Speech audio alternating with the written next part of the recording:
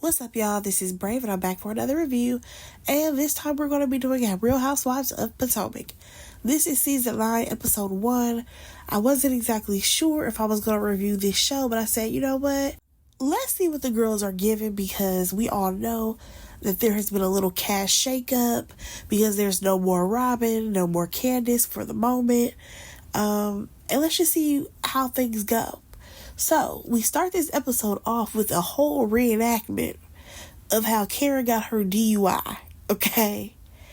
And next thing you know, the show picks up with Giselle talking on the phone with Ashley, because she's going to go check in on her girl, Karen, because they've been friends for oh so long, and now she's so concerned about her. Now, according to both ladies, they never thought that Karen, she would get another DUI, considering she has already gotten one in the past. So now Giselle has to go check in on her, because according to Giselle, Karen ain't came out the house. So, of course, Giselle is going to be the designated driver, and they're going to go get something to eat or whatever. Now, I found it interesting that Giselle asked her as they were pulling out the driveway, like, hey, if we go past the site where, you had your accident, is that going to trigger you? And, of course, Karen is like, I don't want to go past that area, okay? Baby, next thing you know, we see two deer. They're just hopping away across the road. And I'm just like, hell, we don't know. Karen could have saw a deer hop out and that caused her to have an accident. Who knows? But please know that Giselle is trying to get to the bottom of it. Now, one thing that I will say is that within this conversation that Giselle is happening with Karen, I feel like in Giselle's tone, she does actually seem concerned, okay? However, we all know that Giselle is concerned as well as being nosy, okay? Because she's trying to get some info out of Karen, like, did you go to court yet? Like, what was going on? And baby, Karen ain't going for it, okay? Karen's lips are sealed. According to her, it's an ongoing pending case, so she can't really say anything. And I'm just like, Karen, you should have already known that if anybody was going to question you, it was going to be Giselle. So I'm surprised that this is your response. Like, girl, this is not something that you can just brush underneath the rug. So then Karen goes further to talk about the fact that, she's just going through a lot emotionally. She needs Ray to support her because she supported him when he's going through all of his tax stuff and all the stuff going on with him. Then we do see some flashbacks of how, her and Ray were going through it, and then also how she lost her parents. But also at the same time, it's like, Karen, I have to agree with Giselle just a little bit. You do always seem like you are always put together and things are on the up and up. However, that could all be a facade. You know what I'm saying? Things can be really bad for you and you just have to keep up with the Joneses. I ain't about to deny it. However, I do think that is crazy that y'all went to this little local diner and the man comes up with a donut and Giselle's confused, like, why are we having a donut at this table? And he's like, well, just want to let you know that she's never had a drink here. I said, now, Karen, did you tip him an extra $5 and tell him to bring that over there and say that? All right, so moving on from that, Giselle says that she plans on throwing Karen a little birthday shindig because her birthday's coming up. And this is where we go over the guest list. Of course, she wants to invite all the cast. And there's also someone by the name of Vivian and another woman by the name of Stacy. So I'm guessing that these may be some new characters that we meet along the way on this season. Now, Miss Stacy, we learned that she is moving back from Philly and she used to work for QVC. I said, oh, okay, girl. So we briefly talk about Mia, okay? Because they are saying how Mia is just out here living her best life. She traveling, she doing all this stuff, and she got her new man on her shoulder, okay? Even though he's real short. So for some reason in all the pictures, she's standing in the background trying to make him seem like he's taller. I said, oh, Mia, I did not know that this man was this short. That's real interesting. Now, speaking of Mia, you guys, our next segment, it moves on to what Mia got going on. We see her and Gordon with the kids, okay?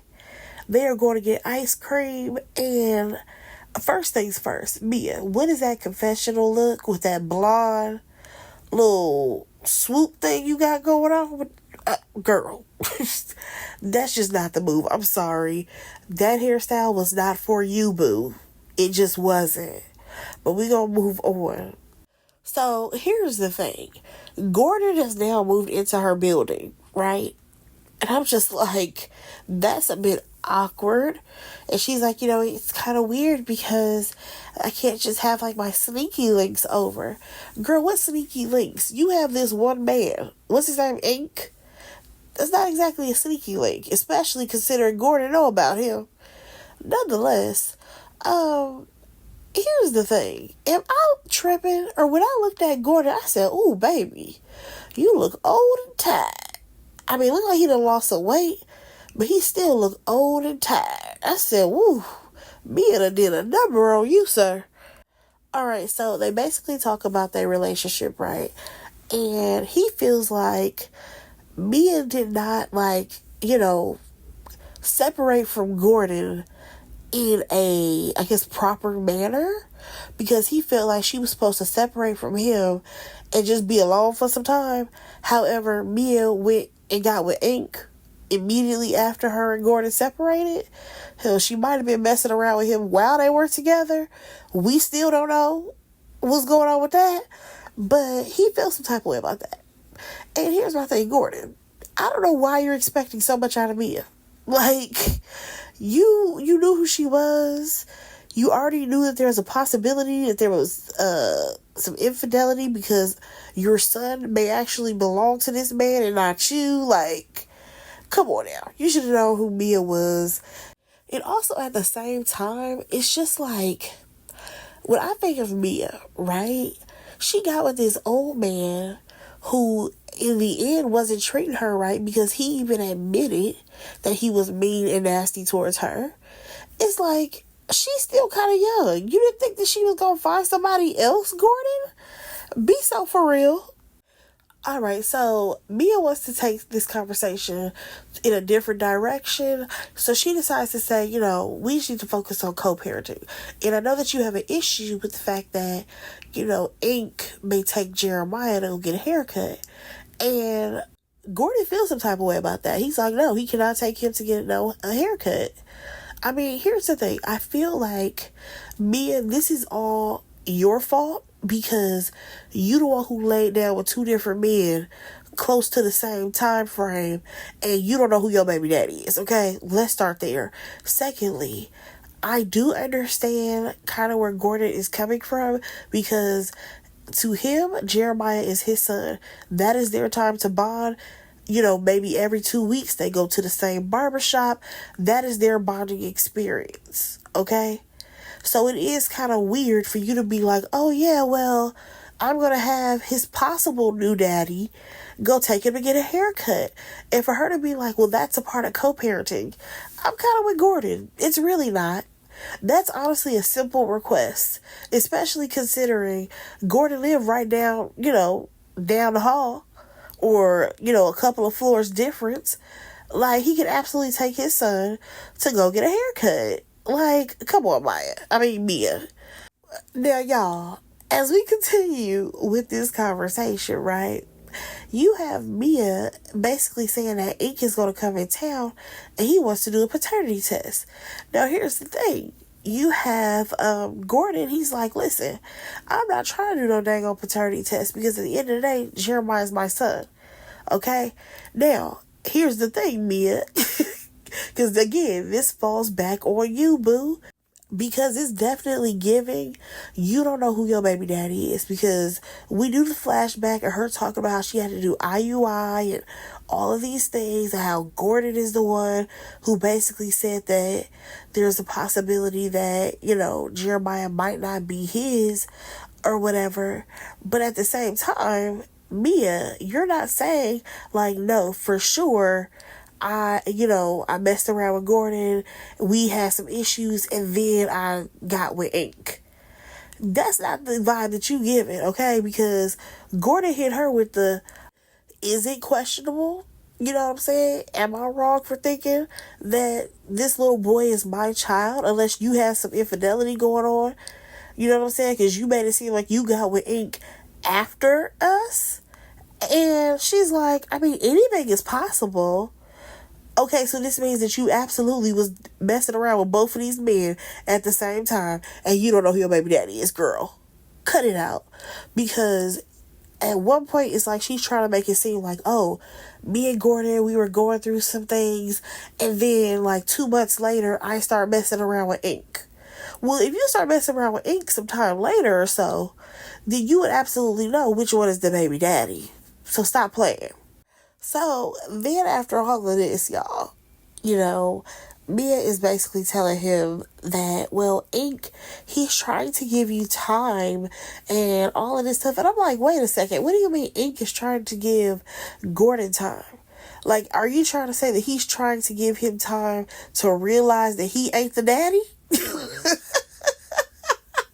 Because I just feel like the more Mia talks about this situation, it's giving Gordon, you are not the father. Okay? I need for you to get off of this high horse thinking that you are Jeremiah's daddy, because you're not. That is the vibe that this whole conversation is giving to me. Now, moving on from Mia and Gordon, we then see Ashley. She goes to see her attorney. And honestly, I was not interested in this scene because Ashley, girl, what is going on with you and Michael? Like, are you going to divorce him or not? Because it's given that you're not. Like, even though she's there with her attorney talking about how, you know, she definitely is ready to start dating again and, you know, she wants to do all these things and wants to officially divorce Michael. Girl, bye. I'm not listening to you at this point unless I see that you have actually divorced him, because let's not forget she had a whole boyfriend who was on another Bravo show, okay? So you're not about to play in my face talking about some you're ready to date as if you haven't been dating already. Okay? Be so for real. But y'all, let's go ahead and move on. Alright, so we check in with Wendy. We see her and Eddie, and they're at their house.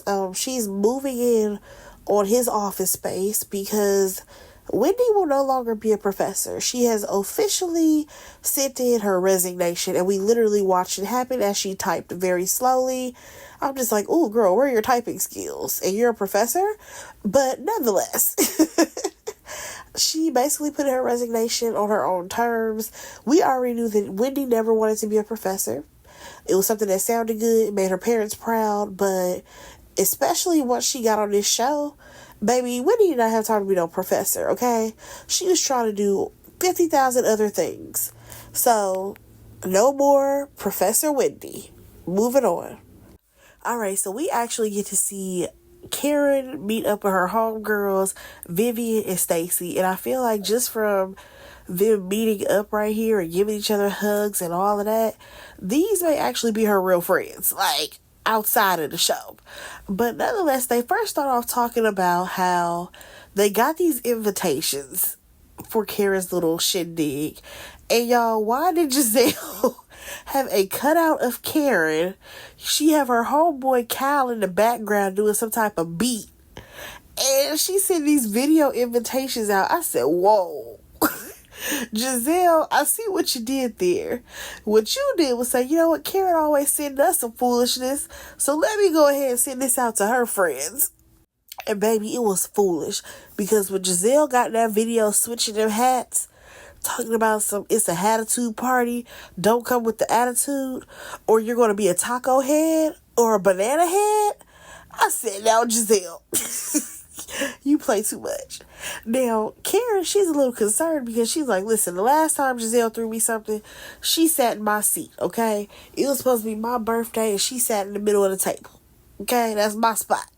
So, hopefully, this will go off without a hitch, right? Yeah, we'll talk about that later. So, the ladies end up saying, ooh, let's go try on some dresses. Now, baby, the only person who really tried on some dresses was Stacy, because she actually had somewhere to go. So, she goes to the back to try on like this dress or whatever, and Karen is like, I realized that she don't have her ring on her finger, and she has a huge rock. So, what's going on? Stacy ends up coming out, And she lets the ladies know that she is going through a divorce, baby. Okay? Her and her husband have been separated for a year, and that is part of the reason why she moved back home to the DMV. Now, y'all let me know if y'all think that this was a little get back from Stacey or not, because we see her go try on another dress, right? And then when she comes out, she's like, oh, is this okay for us to be drinking in front of you? And keep in mind, I didn't even pay attention to the fact that Karen had water in her glass, okay? But the other ladies, they had champagne, of course. And Karen is like, why would that be an issue? And she's like, because we're drinking champagne in front of you. And Karen was like, no, that's fine, because I'll be drinking soon enough with y'all. It's just that I'm not drinking because of, the medication. Karen, we already know you got a DUI, so you trying to play it safe and not drink no more, okay? Which is good for you, okay? I'm not gonna judge you for that. But I kind of feel like it was a little get back from Stacey, because Karen put her on blast for not having, her wedding ring on. And it was like, ha ha ha, girl. You try to put me on blast for not having my ring and going through a divorce.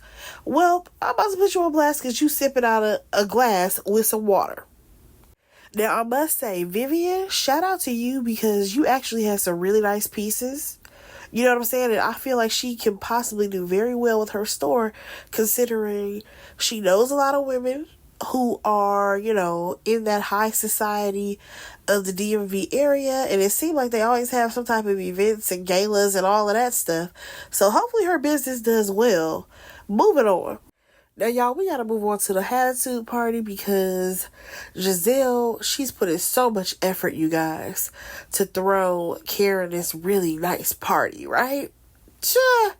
I cannot with Giselle, because she strolled on through talking about how she bought all these nice hats for the ladies, and it looked like some, generic hats from Amazon. Like, girl, let's not act like you really put in a whole lot of effort when you didn't.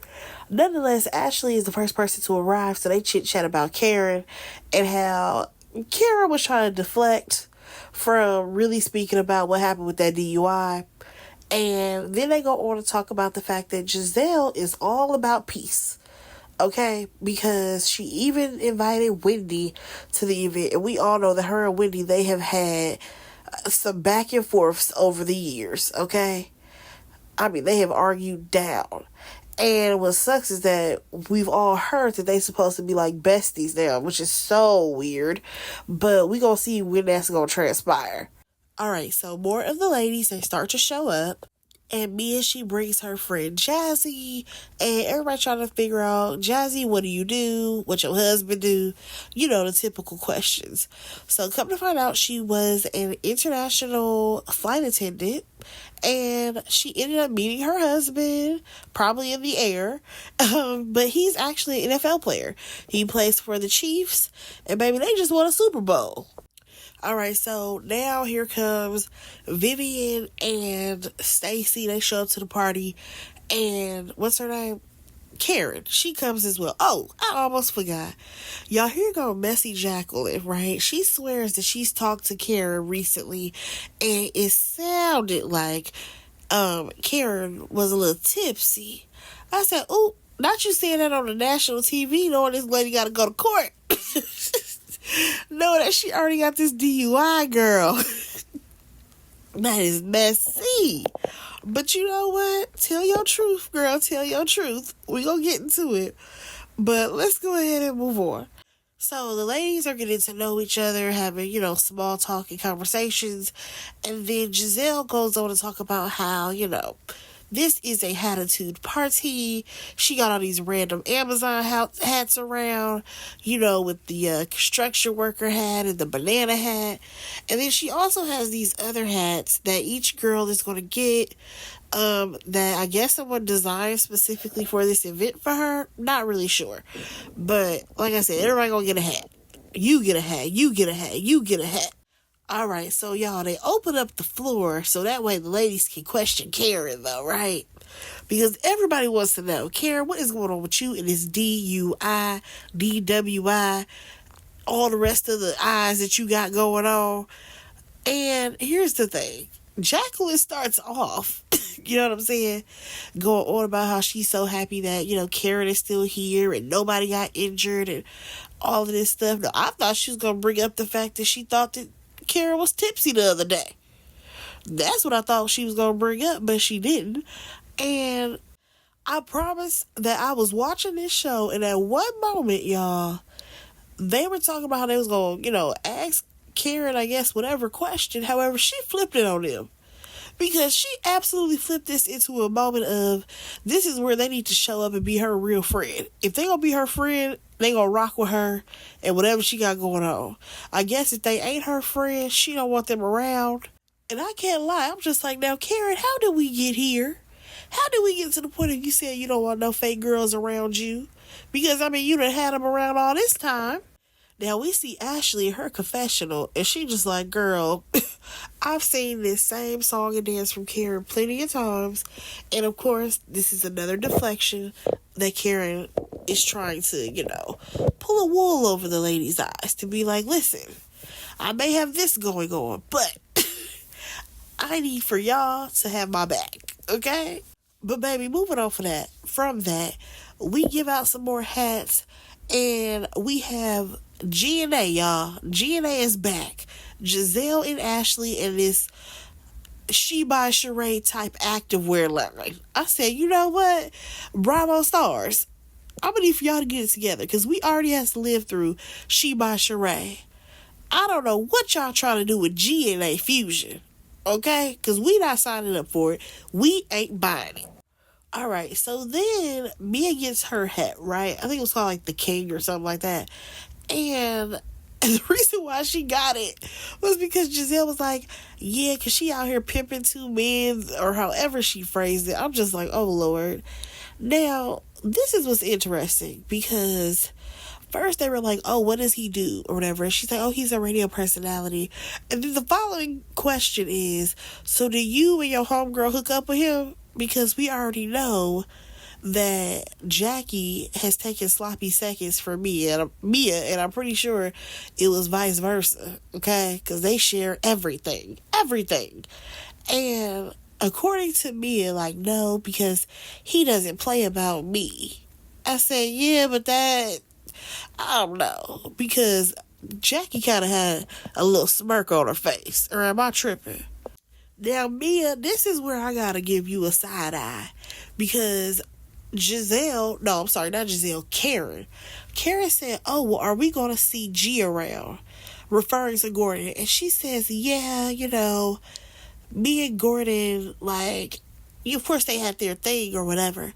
But this is what got me, because she talks about how Gordon is leaning on her and Ink.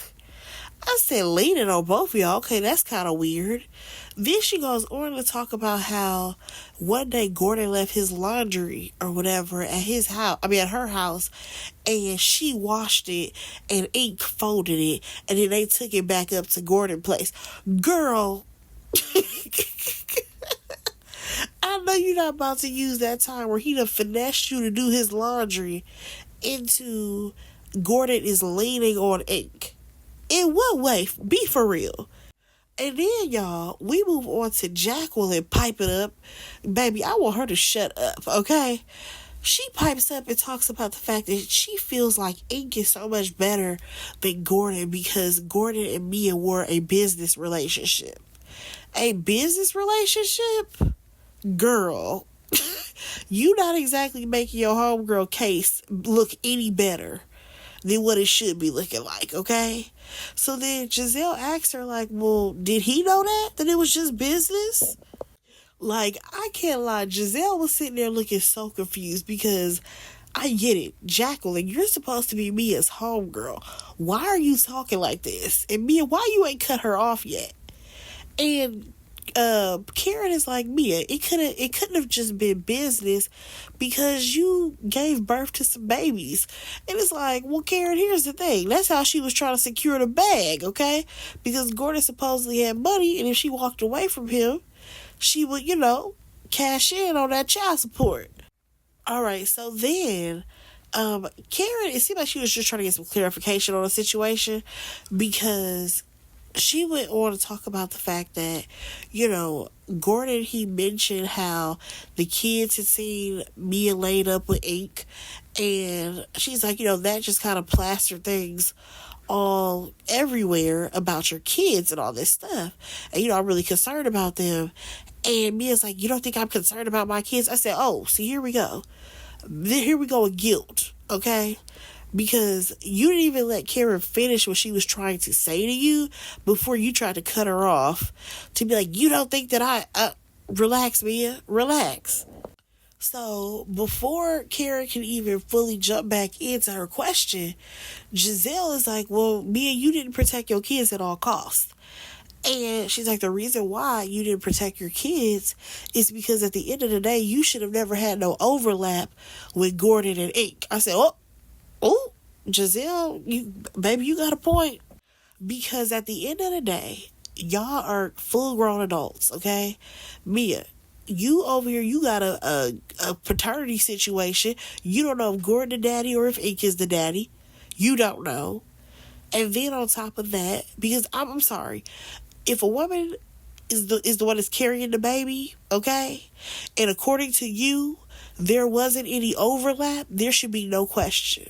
There shouldn't even be he needs to get a paternity test. It should be, I know that you're the father. Point blank, period. You know what I'm saying? Like, the energy that she gives is that she don't know who the baby daddy is. So you got that overlapping situation. Then you and Gordon going through some things. The kids that see you laid up with this man, that is confusing to the children. It is. And I get it, Mia. You're doing great things for the kids. The kids are in all the great academic programs. They're on traveling basketball teams and whoop-de-doo. Oh, okay, that's cool. But let's not act like what Karen and Giselle was saying was not valid, because it absolutely was. It was just a hard truth that you didn't want to hear. Now, Wendy, she could see that things are, escalating very fast. And she's like, maybe that was a lot. That was a lot for a person to handle in one conversation or whatever. Mia, she over here getting up, screaming. And she goes off talking about something. Don't follow me. And of course, her little puppy dog, Jacqueline, follows behind her or whatever. And honestly, within this situation, I just kind of feel like, Mia, at the end of the day, yes, your children are thriving, they're doing great, but let's not act as if the internet did not explode to be like, y'all, Gordon ain't the daddy. Oh my gosh. Like, let's not act like that didn't happen, okay? But y'all let me know what y'all thought about this episode. Do y'all think that the ladies are going to bring it this season? What do y'all think about Karen and this DUI situation? But yeah, let me know what y'all thought about this episode. Go ahead and like, comment, and subscribe to my channel. And I will talk to y'all in my next review. Bye, guys.